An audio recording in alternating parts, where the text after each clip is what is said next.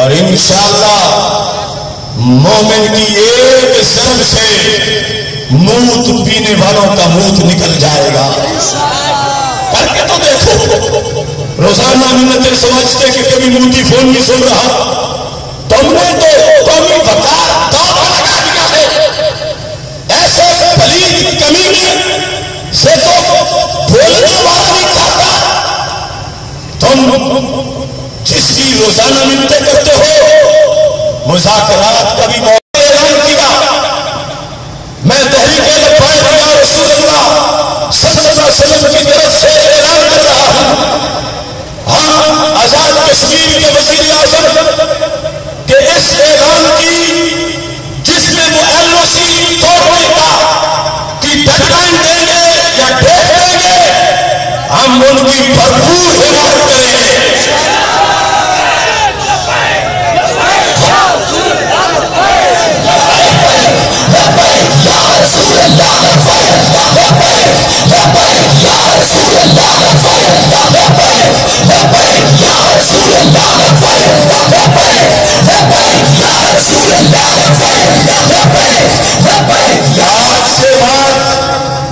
آگے کوئی تاخیر ہمیں برداشت نہیں.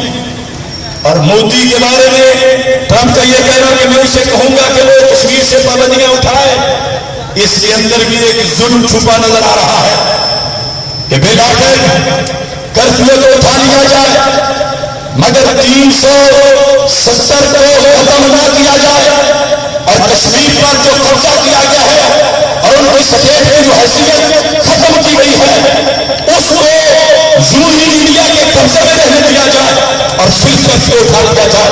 اتنی بات ٹرمپ نے کی تو یہ اس پہ صدقے اور بھاری ہوتے جا رہے ہیں.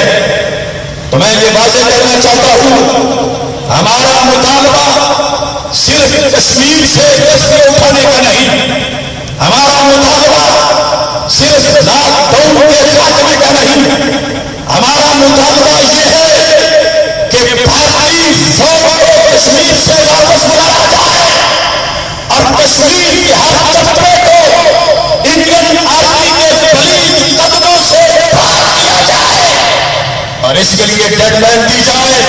اور اگر وہ واپس نہیں جاتے تو پھر اللہ اکبر کہتے ہوئے پاک آرمی کو سری نگر پہنچا دیا جائے. کیا آپ ساتھی یہی چاہتے ہیں؟ یہ صورتحال ہے.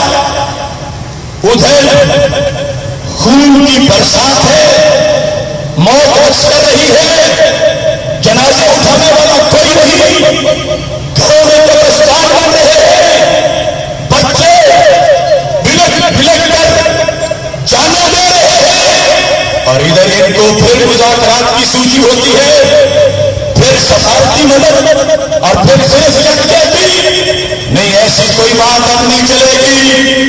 کشمیر کی مدد کا نام جہاد ہے, کشمیریوں کی مدد کا نام پاک آرمی کو بارڈر پار بھیجنا ہے. کشمیریوں کی مدد کا نام بھارت سے مذاکرات نہیں بلکہ جہاد کے ذریعے بھارت کی مرمت کرنا ہے. اور اس پر اپنے قوم کی طرف سے میں یہ اعلان کرنا چاہتا ہوں. لوگ یہ پوچھتے ہیں کہ تمہارا جہاد کا کملی جامع کیسے پہنایا جائے گا, تو میں